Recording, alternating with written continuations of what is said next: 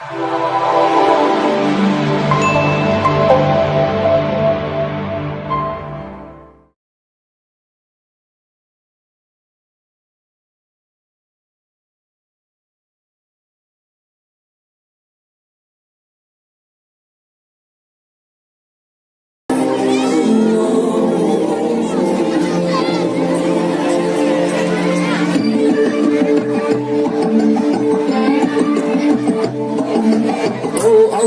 the Almighty, Allahu Allah, protect me and guide me, Allahu Allah,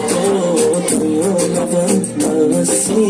Allahu Allah, Ya Allah, don't deprive me, Allahu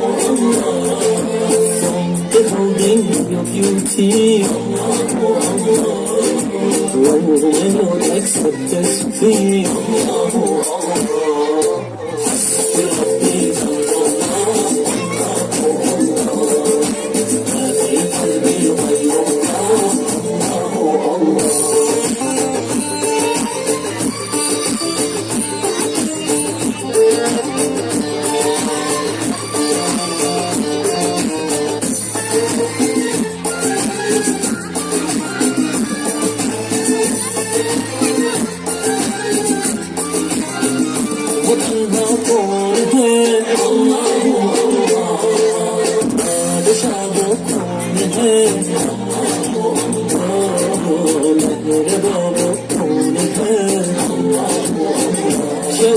शान है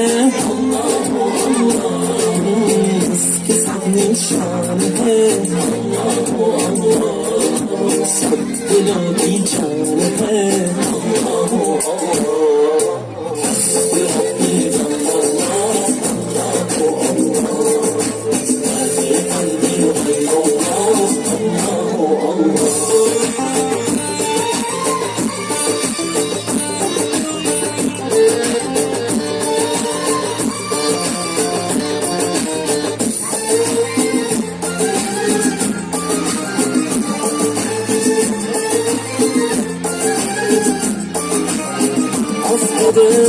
günahı Allahu Allah,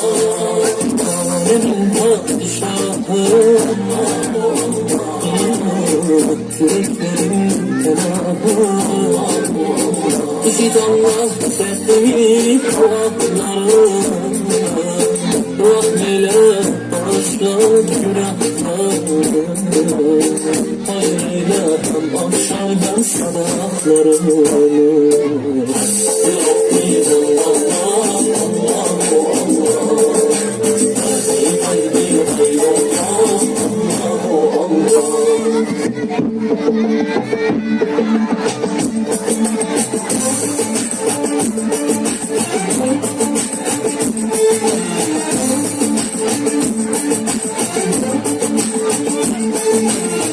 Ya Rabbel Alemin, Allahu Allah,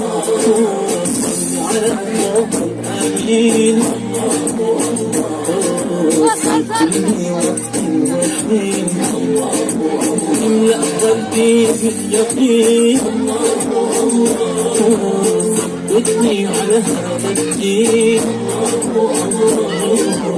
اغفر لي وللمسلمين, Allahu Allah.